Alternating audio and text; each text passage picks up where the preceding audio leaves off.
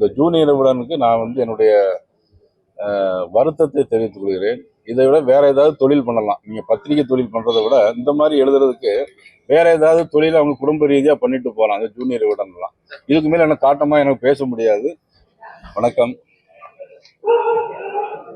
இன்றைய தினம் பரமக்குடியில் நமது மதிப்புக்குரிய திரு இமானுவேல் சேகரன் அவருடைய குரு பூஜையில் கலந்து கொள்வதற்காக இன்றைக்கு வந்திருக்கிறோம்.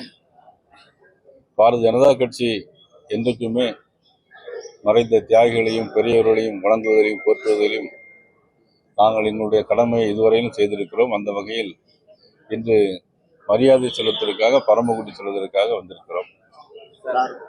உதயநிதி என்ன சொல்றாருன்னா, அதிமுகவை வந்து பாஜக சுக்குநூறா உடைச்சிருச்சு அப்படின்னு நேற்று ஒரு விமர்சனம் வச்சிருக்கிறாரு. அதிமுக இன்னைக்கு ஸ்ட்ராங்கா தான் இருக்கு. நீங்க பார்த்திருக்கலாம். மதிப்புக்குரிய அதிமுகவுடைய பொதுச் செயலாளர், எங்களது தோழமை கட்சியினுடைய தலைவர் போகக்கூடிய இடங்களெல்லாம் இன்னைக்கு மக்கள் வெள்ளமா வந்து இன்னைக்கு மிகப்பெரிய ஒரு ஆரவாரத்தை கொடுக்குறாங்க, ஆதரவு தர்றாங்க. அவங்களுக்கு ஒரு பொறாமையிலே இருந்துகிட்டு இருக்கிறாங்க. எப்படியாவது அவங்களுடைய எண்ணத்தை அவங்க சொல்றாங்களே தவிர அதிமுகவை பாரதிய ஜனதா கட்சி உடைக்க வேண்டிய அவசியம் உங்களுக்கு கிடையாது.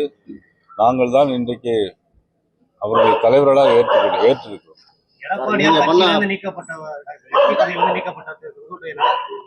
மத்திய உள்துறை அமைச்சரும் சந்திக்கிறாங்க.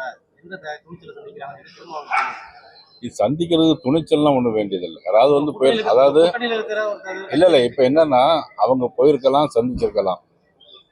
இதுல வந்து என்னன்னா வந்து அதிமுகவிற்கு நீக்கப்பட்ட திரு செங்கோட்டையன் அவர்களை உள்துறை அமைச்சர் சந்தித்ததாக அவர்கள் வந்து சொல்லியிருக்கிறார்கள்.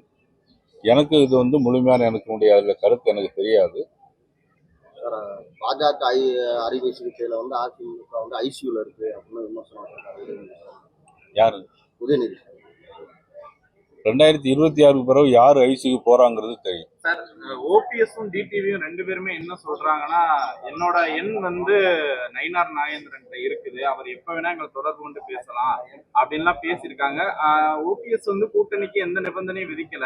ஆனா டிடிவி அவங்க என்ன சொல்றாங்கன்னா, எடப்பாடி பழனிசாமி சிஎம் கேண்டிடேட்ல இருந்து இது பண்ணுங்க, அப்ப நாங்க தயார்ன்ற ரீதியில். அது அவருடைய சொந்த கருத்து, அதுக்கு நான் கருத்து சொல்ல முடியாது. அண்ணன் ஓபிஎஸ் அவர்கள் சொல்லியிருக்காங்கன்னா நான் எந்த நேரமும் நான் அழைத்து பேசுவேன். இப்போ கூட நான் அழைத்து பேச தயாரா இருக்கேன். எனக்கு எல்லாம் யாருமே எனக்கு கருத்து வேறுபாடு கிடையாது. திரு டிடிவி சார் மேலேயும் எனக்கு எந்த விதமான கருத்து வேறுபாடு எப்பொழுதும் கிடையாது, இனிமேலும் கிடையாது. நான் தயாராக தான் இருக்கிறேன். கண்டிப்பா அண்ணன் ஓபிஎஸ் நான் கண்டிப்பா நான் பேசுவேன். பேசிட்டு உங்களுக்கு தகவல் சொல்றேன். அதிமுக உட்கட்சி விவகாரம் சார், இது வந்து செங்கோட்டையனை நீக்கினது உட்கட்சி விவகாரம். அப்படி இருக்கும்போது அமித்ஷா வந்து செங்கோட்டையனை வந்து பாக்குறாங்க. இது உங்க கூட்டணிக்குள்ள எடப்பாடி இல்ல, இதனால எங்களுக்கு கூட்டணிக்குள்ள எந்த விதமான இடர்பாடும் கிடையாது. இப்போ வந்து உள்துறை அமைச்சர் இங்க வந்து அவங்கள சந்திச்சாதான் பார்க்கணும். அவங்க போய் பார்த்துதான் அவங்க சொல்றாங்க. பட் என்னுடைய தகவல் முழுமையா தெரிஞ்ச பிறகு நான் உங்களுக்கு சொல்றேன். விடுமுறை விட்டு உங்களோட ஸ்டாலின் முதல்வர் முகாம் நடந்திருக்கு. அண்ணாமலை கூட பிக் பண்ணியிருந்தாரு. அது மிகப்பெரிய ஒரு கண்டிக்க தகுந்த செயல். அதான் எல்லாருக்கும் கல்வி அறிவை கொடுக்கணும்னு நினைப்பாங்க. இவங்க கல்வி அறிவு கொடுக்கக்கூடிய பள்ளிக்கூடத்தையே லீவ் விட்டு பெரிய ஆட்சி விழாவெல்லாம் எடுத்து அதுக்கு ஒரு நாளைக்கு முன்னாடியே பெரிய விளம்பரம் எல்லாம் பண்ணிருக்கு. இதுலதான் அந்த ஆட்சி வேண்டாம்னு நான் நினைக்கிறேன். அண்ணாமலை நேற்று வந்து ஒரு கருத்து சொல்லியிருக்காரு, திமுக ரொம்ப ஸ்ட்ராங்கா இருக்கு, அவங்க கிட்டத்தட்ட 40% ஓட்டோட இருக்காங்க, இந்த சூழ்நிலையில அவங்களை எதிர்கொள்றது கடினமான விஷயம் அப்படின்னு நேற்று ஒரு கருத்தரங்கத்துல பேசியிருக்கிறாரு. அதுதான் உண்மையான நிலையா? திமுக ஸ்ட்ராங்கா இருக்குங்கிறது உதயநிதி எல்லாம் சொல்லிட்டு இருக்காங்கிற மாதிரி சொல்லியிருக்காரு. அவ்வளவுதான். அதை நீங்க திருச்சி பேசுறீங்க.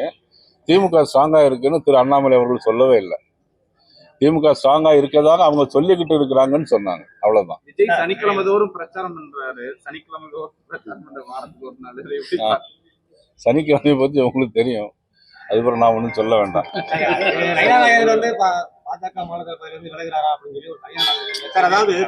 ஒரு நிமிஷம் நல்ல கேள்வி. ஒரு நிமிஷம் தம்பி, நல்ல கேள்வி கேட்கிறாரா? மாநில தலைவர் பதவியில இருந்து விலகிறாரா சொல்லி தனியார் கேள்வி எழுப்பியிருக்காங்க. இதுல இந்த ஜூனியர் உடன்ல தானே, ஜூனியர் உடன்ல ஒரு ட்வீட் போட்டிருக்காங்க, நயினார் நாகேந்திரன் பதவி விலகுவாரார். எனக்கு பதவி விலக வேண்டிய அவசியம் என்ன வந்திருக்கு? ஒரு அவசியம் இல்லை. அதே நேரத்துல பாரத பிரைம் மினிஸ்டரும் மாண்பு உள்துறை அமைச்சரும் அகில இந்திய நட்டாஜி அவர்களும் என் மீது அளவற்ற அன்பும் பாசம் வைத்திருக்கிறாங்க. உங்களுக்கு எல்லாம் நன்றாக தெரியும். கங்கை கொண்ட சோழபுரத்தில் வந்து பேசும்போது கூட நயினார் நாகேந்திரன் மீது இவ்வளவு பாசம் இருக்கிறதுன்னு சொல்லியிருக்காங்க. மாண்புமிகு உள்துறை அமைச்சர் அவர்கள் என் வீட்டுக்கே வந்து எங்க எல்லாம் நலம் விசாரிச்சுட்டு போயிருக்கிறாங்க.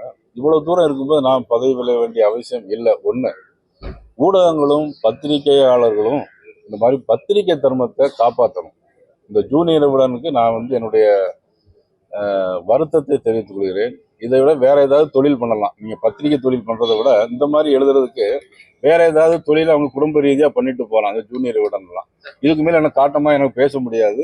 பத்திரிகையாளர்கள் எல்லாருமே, உங்களுக்கும் எல்லாருக்கும் சேர்த்து, எனக்கு மட்டும் இல்லை, யாரையும் இந்த மாதிரி ஒரு மாதிரி விமர்சனங்கள் தேவையில்லாமல் பண்ணாதீங்கிறது உங்களுக்கும் எல்லாருக்கும் கேட்டுக்கொள்கிறேன். அந்த கூட்டணி பிரச்சனை பிளவு இது டெல்லி தலைமை என்ன சார் நினைக்கிறாங்க? நீங்க சொந்த எங்களுக்கு அதிமுகவுடைய தலைவர் பொதுச் செயலாளர் இபிஎஸ் அவர்கள் என்ன சொல்றாங்களோ அதுதான். அங்க பிளவு என்பது கிடையாது. கூட்டணியில இருந்த ஓபிஎஸ் டிடிவி வந்து விலகிட்டாங்க. திரும்பி ஒரு டிமாண்ட் வச்சு இப்போ நேற்று இல்ல அண்ணன் ஓபிஎஸ் அவர்கள் என்ன சொல்லியிருக்காங்க, எந்த நேரம் நான் பேசணும்னு சொல்லியிருக்காங்க. கண்டிப்பா நாங்க பேசுவோம். அதுல இருந்து உங்களுக்கு தெரியலையா? இதுலயே நீங்க பிளவுபடுத்த நினைக்கிறீங்க? அவங்க சொல்ற டிமாண்ட் உங்களுக்கு வச்சிருக்காங்க. நீங்க அந்த டிமாண்ட் எப்படி கொண்டு போவீங்க? அதாவது என்னன்னா, ஏற்க முடிஞ்ச டிமாண்ட்களை ஏற்கலாம். இன்னும் 8 மாசம் தேர்தலுக்கு இருக்கு. அது பிறகு பார்த்துக்கலாம்.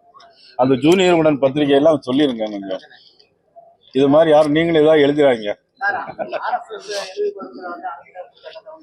வாங்க அப்புறம் பேசிடலாம்.